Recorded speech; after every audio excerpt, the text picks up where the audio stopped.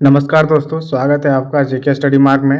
इस वीडियो में polity part 4 series में हम भारतीय संविधान और राजनीति के महत्वपूर्ण प्रश्नों को सरल व्याख्या के साथ पढ़ेंगे। यदि आप रेलवे, एसएससी, बैंकिंग, पुलिस या किसी भी प्रतियोगी परीक्षाओं की तैयारी कर रहे हैं तो यह पॉलिटी एमसीक्यू सीरीज आपके लिए बहुत ही महत्वपूर्ण साबित होंगे। तो वीडियो को अंत तक बने रहे। चलिए शुरू करते हैं। पहला सवाल है, जब ना तो अध्यक्ष और ना ही उपाध्यक्ष उपस्थित हो तब लोकसभा की अध्यक्षता कौन करता है? दोस्तों, बहुत ही महत्वपूर्ण क्वेश्चन है। जब ना तो अध्यक्ष और ना ही उपाध्यक्ष उपस्थित हो तब लोकसभा की अध्यक्षता कौन करता है? बताना इसका सवाल।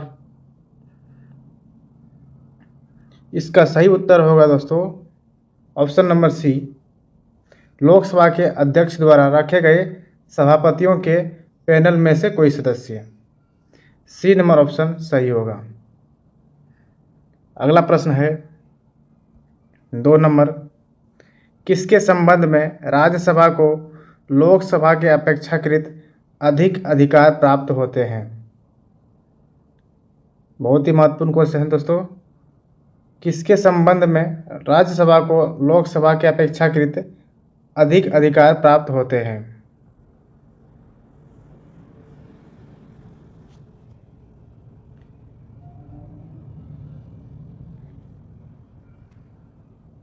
इसका सही उत्तर होगा ऑप्शन नंबर सी, नई अखिल भारतीय सेवाओं का गठन करना। इस संबंध में राज्यसभा को लोकसभा के अपेक्षाकृत अधिक अधिकार प्राप्त होते हैं। अगला प्रश्न है 3 नंबर, भारतीय संसद में कोई विधेयक प्रवर समिति को भेजा जा सकता है। कब भेजा जा सकता है दोस्तों? इसका सही उत्तर होगा ऑप्शन नंबर डी, अध्यक्ष के विवेक से किसी भी अवस्था में भेजा जा सकता है। डी नंबर सही उत्तर होगा। अगला प्रश्न है 4 नंबर, संसदीय व्यवहार में शून्यकाल दखल भारत में कब शुरू हुआ था? क्वेश्चन है दोस्तों, संसदीय व्यवहार में शून्यकाल कब प्रारंभ हुआ था? सही उत्तर होगा इसका दोस्तों 4 नंबर का ऑप्शन नंबर बी, 462 ईस्वी में। 462 ईस्वी में शून्यकाल प्रारंभ हुआ था। बी नंबर सही उत्तर होगा। अगला प्रश्न है 5 नंबर, भारत सरकार अधिनियम 1935 में अंतर्विष्ट अनुदेश प्रपत्र को वर्ष 1950 में भारत के संविधान में किस रूप में समाविष्ट किया गया? बहुत ही महत्वपूर्ण प्रश्न है। इसका सही उत्तर होगा ऑप्शन नंबर बी, राज्य के नीति निर्देशक तत्व। अगला प्रश्न है 6 नंबर, किसका सिद्धांत है कि व्यक्ति चाहे बदल जाए पर नियम नहीं बदलने चाहिए? इसका सही उत्तर होगा ऑप्शन नंबर सी, संवैधानिक सरकार। अगला प्रश्न है, केंद्रीय बजट वार्षिक वित्तीय विवरण के संबंध में संविधान के किस अनुच्छेद में उल्लेख है? इसका सही उत्तर होगा ऑप्शन नंबर सी, अनुच्छेद 112 में। अनुच्छेद 112 में वार्षिक वित्तीय विवरण का उल्लेख है। अगला प्रश्न है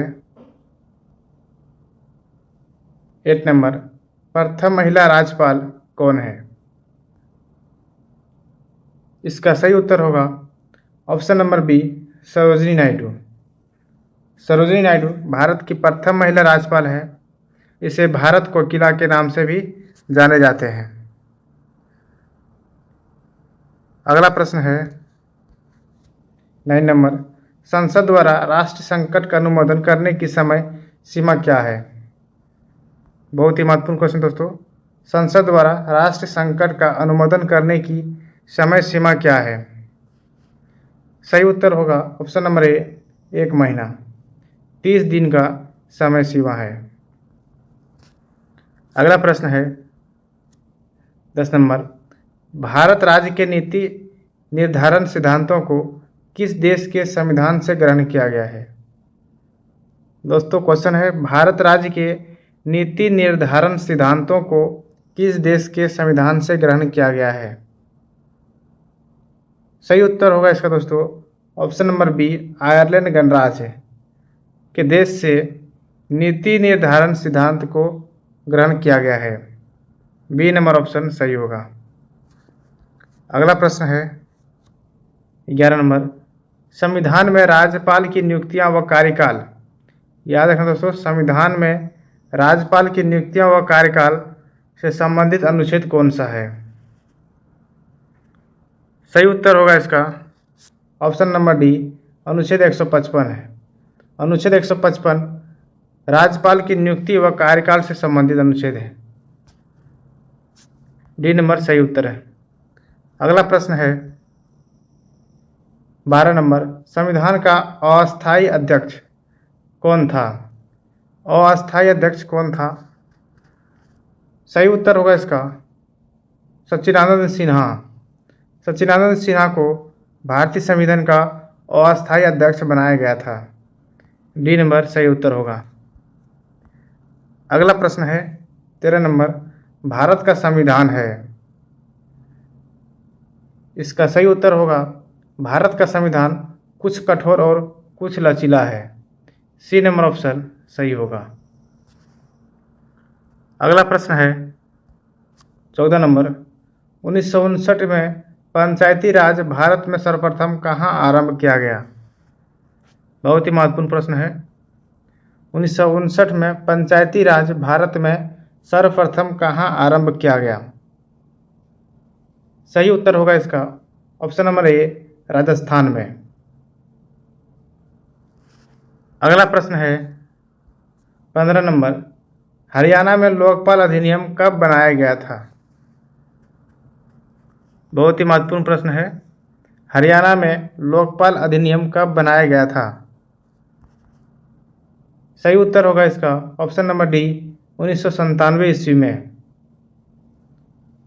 1997 ईस्वी में हरियाणा में लोकपाल अधिनियम बनाया गया था। अगला प्रश्न है 16 नंबर, उच्चतम न्यायालय के न्यायाधीशों की संख्या में वृद्धि करने की शक्ति किसके पास है? बहुत ही महत्वपूर्ण प्रश्न है। उच्चतम न्यायालय के न्यायाधीशों की संख्या में वृद्धि करने की शक्ति किसके पास है? सही उत्तर होगा ऑप्शन नंबर ए, संसद के पास है। ए नंबर सही उत्तर होगा। अगला प्रश्न है, भाषाई आधार पर कौन सा राज्य सर्वप्रथम बना? बहुत ही महत्वपूर्ण प्रश्न है। भाषाई आधार पर कौन सा राज्य सर्वप्रथम बना था? सही उत्तर होगा option number C, Andhra Pradesh. Bharat का पहला राज्य आंध्र प्रदेश भाषाई आधार पर सर्वप्रथम राज्य बना था। सी नंबर ऑप्शन सही है। अगला प्रश्न है, किस राज्य का अपना उच्च न्यायालय नहीं है? बहुत ही महत्वपूर्ण प्रश्न है। किस राज्य का अपना उच्च न्यायालय नहीं है? सही उत्तर होगा इसका option number D, Arunachal Pradesh. दोस्तों याद रखना है, गोवा, अरुणाचल प्रदेश, मिजोरम और नागालैंड, याद रखना है गोवा, अरुणाचल प्रदेश, मिजोरम और नागालैंड के पास अपना उच्च न्यायालय नहीं है।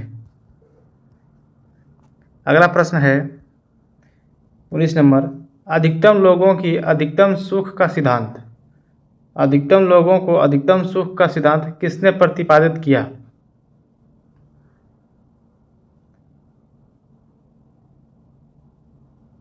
सही उत्तर होगा ऑप्शन नंबर बी, उपयोगितावादी है। दोस्तों अधिकतम लोगों को अधिकतम सुख का सिद्धांत एक उपयोगितावादी सिद्धांत है। बी नंबर ऑप्शन सही है। अगला प्रश्न है 20 नंबर, मुख्यमंत्री के कर्तव्यों को संविधान का कौन सा अनुच्छेद परिभाषित करता है? सही उत्तर होगा इसका ऑप्शन नंबर डी, अनुच्छेद 167। अनुच्छेद 167 मुख्यमंत्री के कर्तव्यों को परिभाषित करता है। अगला प्रश्न है 21 नंबर, किसने लोकतंत्र को एक ऐसी सरकार जिसमें सभी का हिस्सा है के रूप में परिभाषित किया है? बहुत ही महत्वपूर्ण प्रश्न है। किसने लोकतंत्र को एक ऐसी सरकार जिसमें सभी का हिस्सा है के रूप में परिभाषित किया था?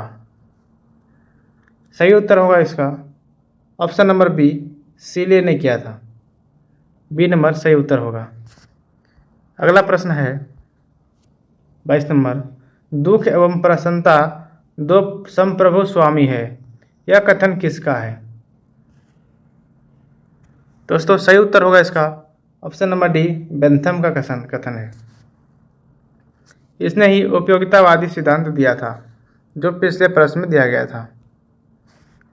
अगला प्रश्न है 23 नंबर, सांप्रदायिक घोषणा कब की गई थी? सही उत्तर होगा ऑप्शन नंबर बी, 1932 ईस्वी में। 1932 ईस्वी में सांप्रदायिक घोषणा की गई थी। अगला प्रश्न है 24 नंबर, राष्ट्रपति की क्षमा शक्ति एक प्रकार की क्या है? सही उत्तर होगा इसका एक न्यायिक शक्ति है। याद रखना दोस्तों, राष्ट्रपति की क्षमा शक्ति एक प्रकार का न्यायिक शक्ति है। बी नंबर सही उत्तर होगा। अगला प्रश्न है 25 नंबर, शारदा सदन की स्थापना कब हुई थी? सही उत्तर होगा इसका ऑप्शन नंबर सी, 1989 ईस्वी में। 1989 ईस्वी में शारदा सदन की स्थापना हुई थी। अगला प्रश्न है 26, हंटर आयोग की नियुक्ति निम्न में से किसके शासनकाल में हुई थी? दोस्तों बताना है, बहुत ही महत्वपूर्ण प्रश्न है। हंटर आयोग की नियुक्ति किसके शासनकाल में हुई थी?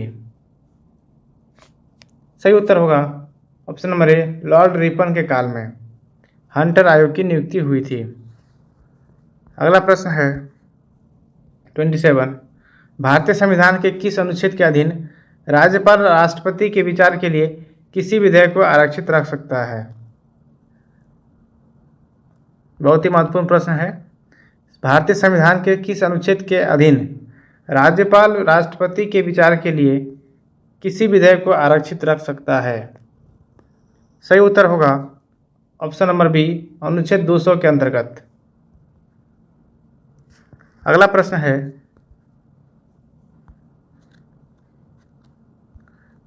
है 28, विश्व में जीवन प्रत्याशा का मान क्या है?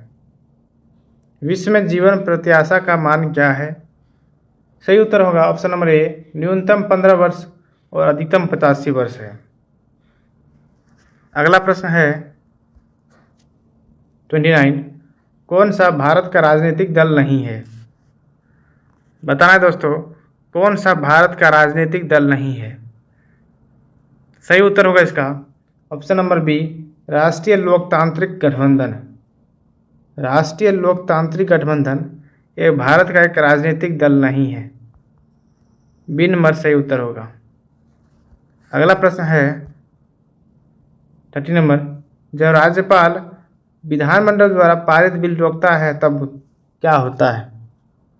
दोस्तों वह इसे राष्ट्रपति को भेजता है। सही उत्तर होगा ऑप्शन नंबर बी, वह इसे राष्ट्रपति को भेजता है। दोस्तों इस वीडियो में यहीं तक, मिलते हैं नेक्स्ट वीडियो में। जय हिंद, धन्यवाद।